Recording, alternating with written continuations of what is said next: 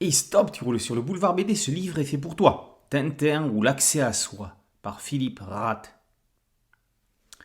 Philippe Rath, happé par les échos des albums de Tintin, s'est lancé dans une fine analyse de l'œuvre sur le questionnement issu du parallèle effectué entre Tintin au Tibet et les bijoux de la Castafiore.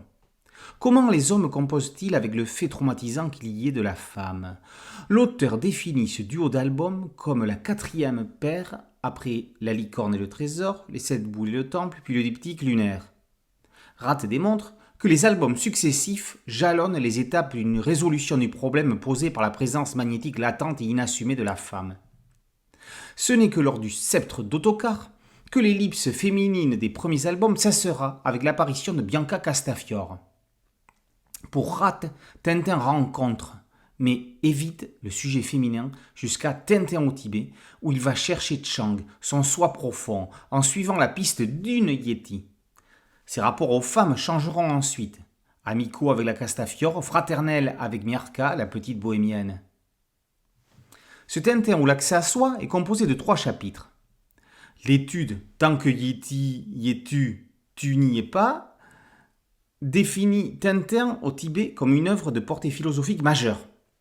Avant de pouvoir dire « je », il faut accéder à « tu », trouver quelqu'un avec qui échanger, partager. Au fil de ses aventures, Tintin grandit, évolue, gagne en densité. Dans le Tibet, Tintin est le vecteur d'un groupe de 5 personnages. Tintin et Chang, les humains, Haddock et Layeti, les animaux à forme humaine, et Milou. Philippe Rath pousse le raisonnement parfois un peu loin en définissant Haddock comme un contrepoint à la virilité d'Alcazar, avec une position assez voisine de celle de Peggy, la compagne du général. Ça se discute. L'essayiste se penche ensuite en détail sur Tournesol, Abdallah, Haddock, puis Milou. Tintin au Tibet est une épreuve initiatique, dangereuse, visant à chercher l'enfant au fond de soi et à affronter la sauvagerie primaire. Le chapitre se clôt par une analyse de l'art de Hergé avant de conclure sur la magistrale leçon de vie qu'est l'œuvre du maître. L'étude suivante, Bijoux bougés, bougies rougies, s'attache donc aux bijoux de la Castafiore, lu comme l'art suprême du cachet révélé, état latent de tout être humain.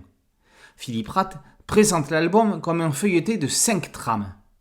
L'histoire apparente, le travail sur le texte, les personnages et les équivoques, celle qu'il qualifie du viol des bijoux, encore une fois la métaphore est poussée un poil loin.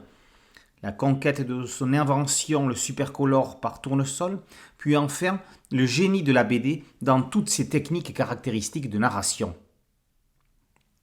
Angle mort, angle vif est la dernière partie de cette somme de plus de 400 pages. À travers 26 mini-chapitres, Rath navigue d'album en album sur les thèmes des origines, du père, du fils. On relèvera en particulier l'analyse des relations entre les personnages de la mission lunaire grâce à un schéma tournant autour du personnage de Tournesol. Fin et inédit. On terminera sur une double digression mythologique et biblique. Tintin ou l'accès à soi est un ouvrage d'analyse pointu et exigeant. Les tintinophiles avisés y liront une recherche parfois objective, parfois orientée, mais qui dans tous les cas donne envie de se replonger dans l'œuvre magistrale de Hergé. Quand on a fini de lire Tintin, on peut recommencer à lire Tintin, on y trouvera toujours quelque chose de nouveau. Tintin ou l'accès à soi, par Philippe Rath, est paru aux éditions Ginko. Boulevard BD, c'est un site dédié, un podcast audio et une chaîne YouTube. Merci de liker, de partager et de vous abonner. A très bientôt sur Boulevard BD. Ciao.